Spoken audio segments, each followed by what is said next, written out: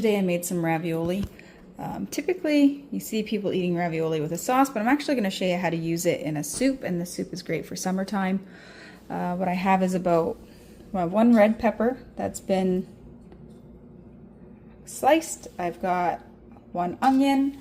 I've got about, it was 2 stalks of celery, 4 Roma tomatoes. I have 4 Italian sausages in here.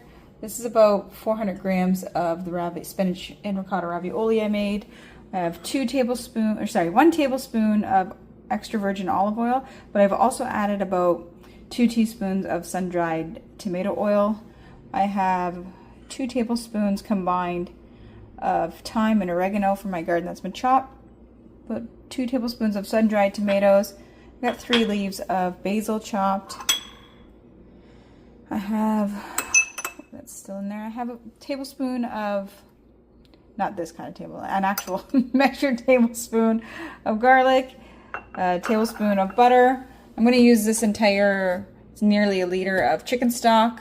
I have about 150 grams of spinach and then a cup of cream. And I'm going to make this on the stovetop in my cast iron. We're going to start by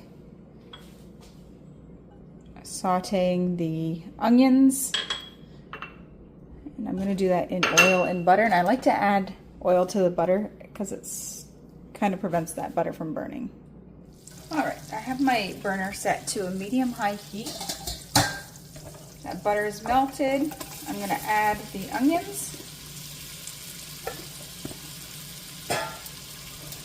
And I'm going to add that celery. Now typically if you're going to do a sofrito or something of that sort, you'd add those peppers right now, but I don't want mushy peppers in a soup, so I'm going to let these cook down a bit before I add the peppers. I want to keep the peppers not crunchy, but not mushy either. So I'm just going to cook these down until the onions are translucent. Alright, this is cooking down nicely. So what I'm going to do is go ahead and add my garlic.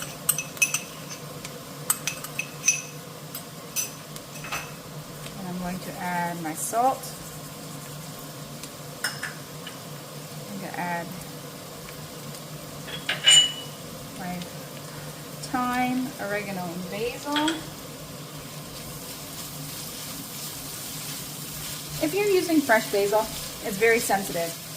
Once you cut it up, it could bruise, so that's just something, it might brown. It happens. Now I'm going to add my peppers in.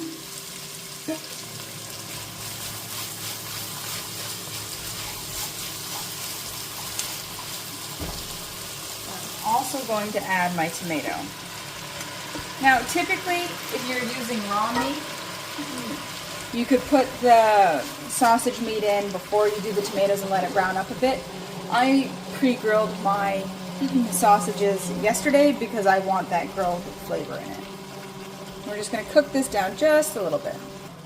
If you wanted to turn this into a tomato sauce, what you could do at this point is add, I'd say about 2 tablespoons of tomato paste, and I'd add about half a cup of red wine. And I would just let that cook down on a medium-low heat until it was the correct consistency. We're not doing that today. We're going to be making this into a soup. Alright, this has cooked down a bit. I'm going to add the spinach. I'm using frozen spinach because that is what I had. You can use fresh spinach, just chop it up to whatever size you like.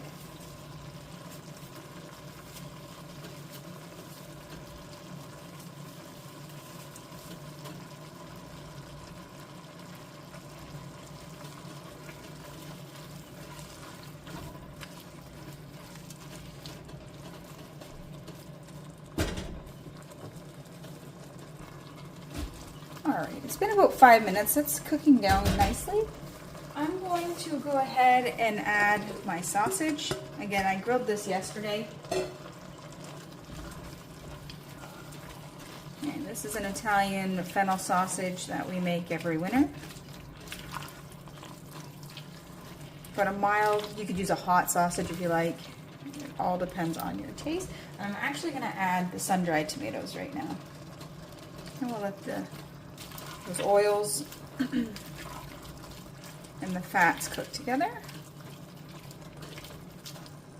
Let's combine nicely.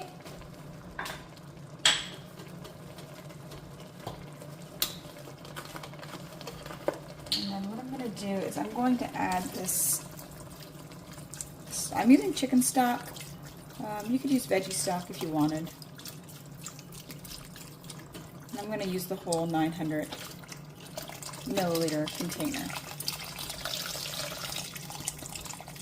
Okay. I'm not putting in the cream yet, nor am I going to put in the ravioli. I'm going to let this simmer on the stovetop for about 30 minutes, let those flavors combine. Get a nice flavor in that stock. Then I will add the ravioli. And once the ravioli comes to temperature, I will add that cream. All right, this has been simmering for a bit. I've just turned it down. I'm gonna put in the ravioli.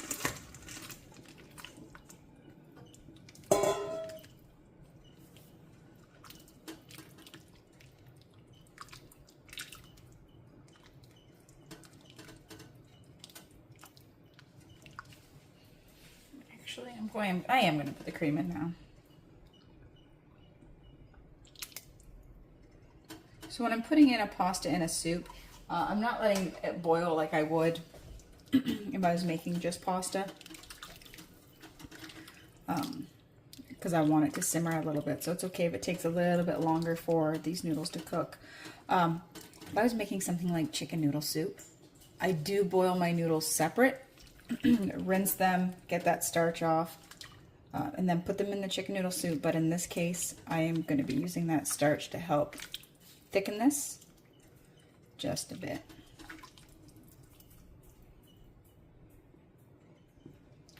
Also at this stage, if you want it to be more of a cheesy flavor, you could add, I'd say, 1/4 cup to 1/2 cup of Parmesan cheese, freshly grated. And if you like hot sauce, you could put some hot sauce in a couple. Well, I'd say to taste. If I were to put it in, I'd probably put about 2 or 3 teaspoons of hot sauce in this. One thing I love about this soup is it's very good cold as well as hot. I could eat soup 7 days a week, even in the summertime, but this is a great summer soup. Just gonna let that simmer. All right, and here is this beautiful soup plated, and it's absolutely delicious. Bon appetit!